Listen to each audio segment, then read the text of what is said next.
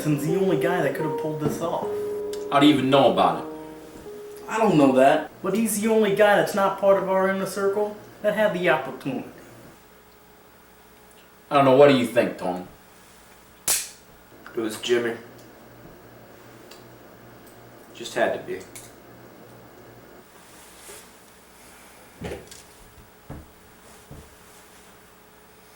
Alright, Vinny. I want you to take Tony's stiletto here. I want you to go find this Jimmy Hamilton guy. Then why don't you go introduce him to our friend the Hammer? I want to know who else is involved. I want to know where the package is. And I want the package back. Capiche?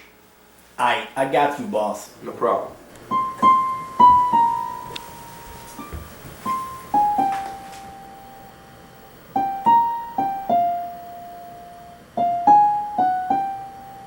I got the tickets. I just need to take care of one more thing. Don't worry about it. I'll get the package, and you just make sure you have everything packed. The train leaves at 6:30, but maybe at the Red Garden by 5. I gotta go. I'll see you there. Whoa, Vinny, what are you doing here? This fat man needs to sleep.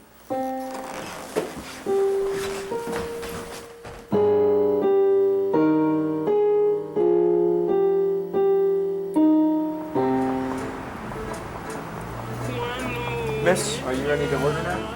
No, I think I'll just wait a little longer. Okay, I'll be back. When the world seems to shine like you've had too much wine, that's amore. Bells will ring, ting-a-ling-a-ling, ting-a-ling-a-ling, then you'll sing Vita Bella. Hearts will play, tippy-tippy-tay, tippy-tippy-tay, like a gate.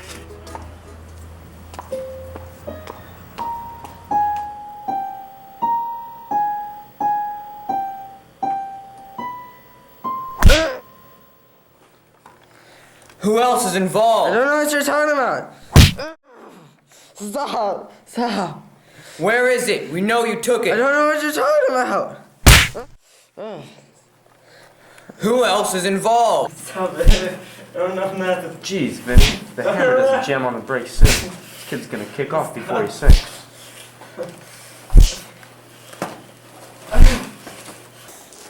You mind? I'm working here.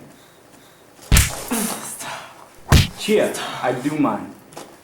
This mug's story is real important to the fat man. And if you don't ease up, you're liable to crack this egg before he spills the beans. Vinny, why do they call me the Hammer? Hey, everybody knows you're the king when it comes to giving the goose the once-over. But you're giving this kid a real Broderick. Do I come downtown and tell you how to run your racket? Hey, I know my business. This mug, he can take plenty more. He's a real Bruno, tough as nails. But I got him on the ropes. He'll crack any moment. Now allow me to get back to business.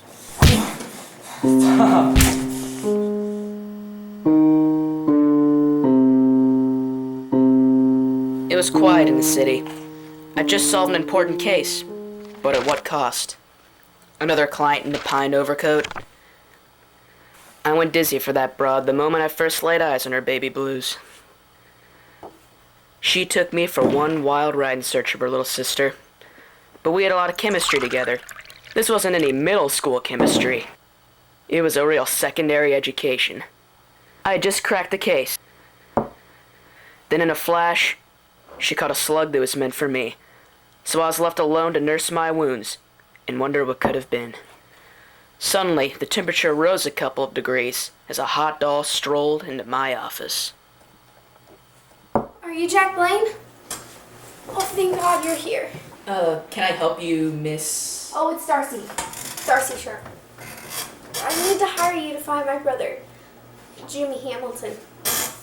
Something terrible must have happened. We were supposed to meet, but he never showed up. I could tell at first glance she was a heavenly dish.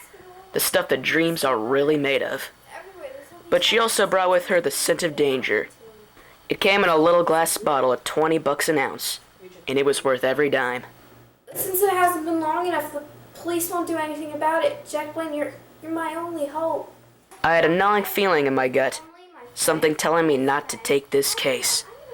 The words kept bouncing around in my head, like an infant vigorously shaking a noisy rattle.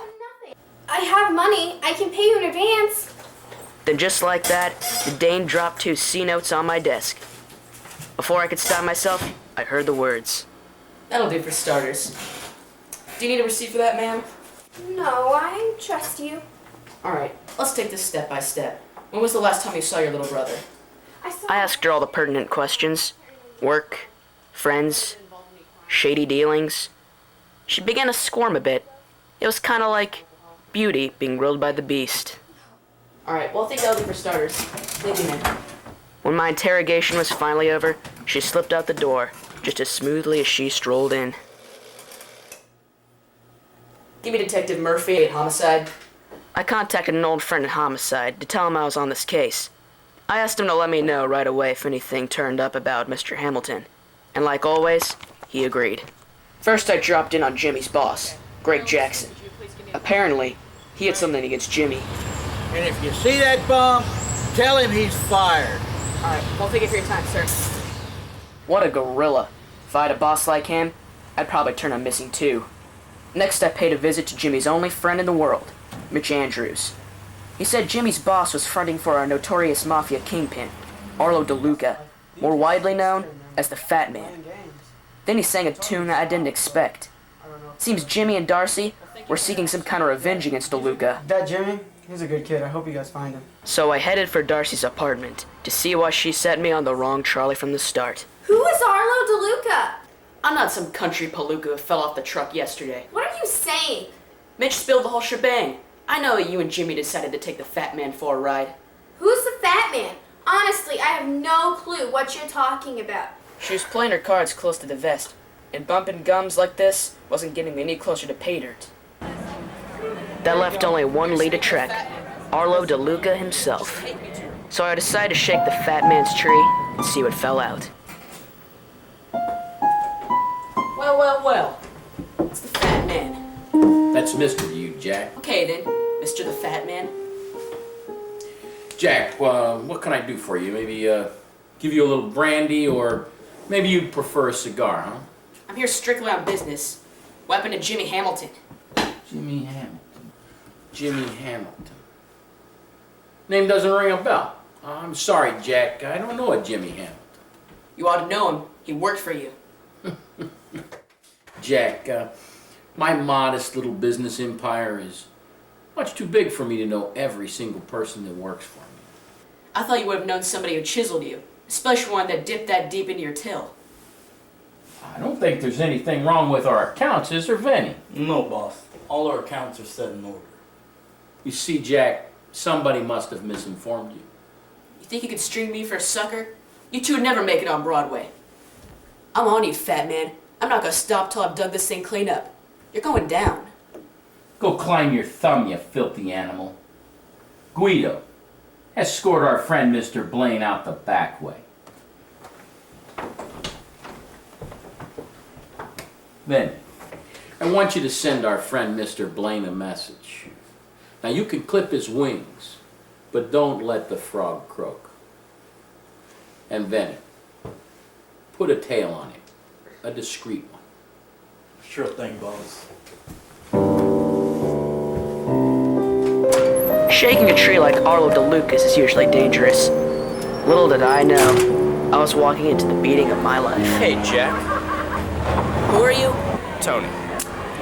Tony Stiletto. Yeah. It's nice to finally meet you. You see, I got a message for you. Find another case to crack. And if I don't? Well, see, that would be unhealthy.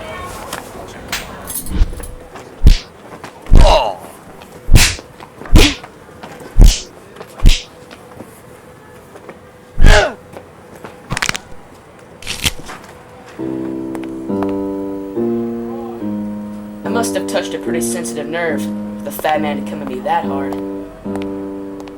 Without a clear lead left to chase, I dropped by the office to collect my thoughts and retrace my steps.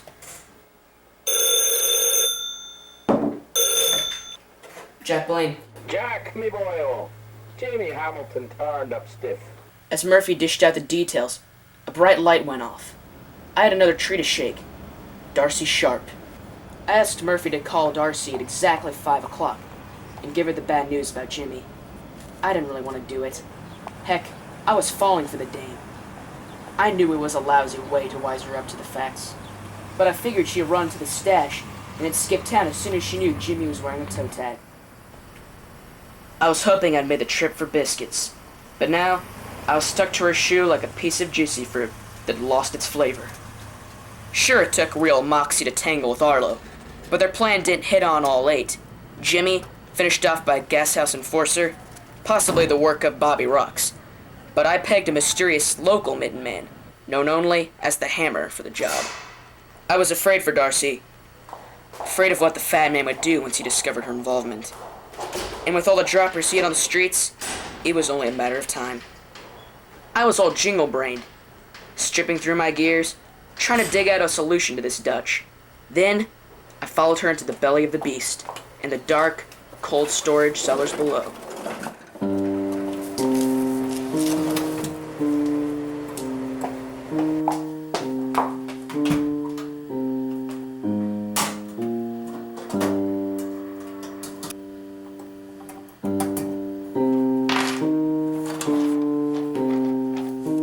I was right.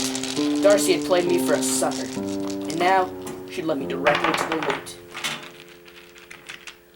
That's a lot of ice. Jack? You're breaking my heart, doll. Jack, Out with it, baby. Read me the whole book. Tell me why you ran the flim flam with the fat man. Well, our father used to work for Luca.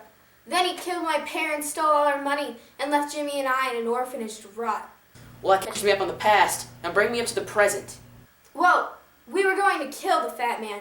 And then Jimmy stumbled upon this opportunity, so we decided to take the diamonds and run. Well, well, isn't this cozy, Vinny? The harlot and the gumshoe. It's a good one, boss. It's a good one. Grab some air.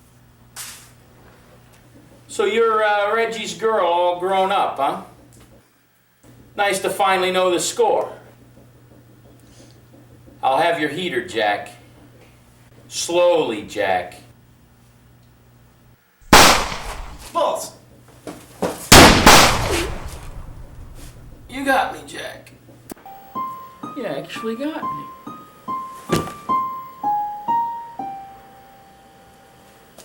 Darcy! Darcy! Jack, I don't think I'm going to make it. No, save her straight. You're gonna be fine. Darcy? Darcy! And so another case was whittled down to the bottom line. Like always, I was left with a dead client and a broken heart. You're nobody till somebody loves you.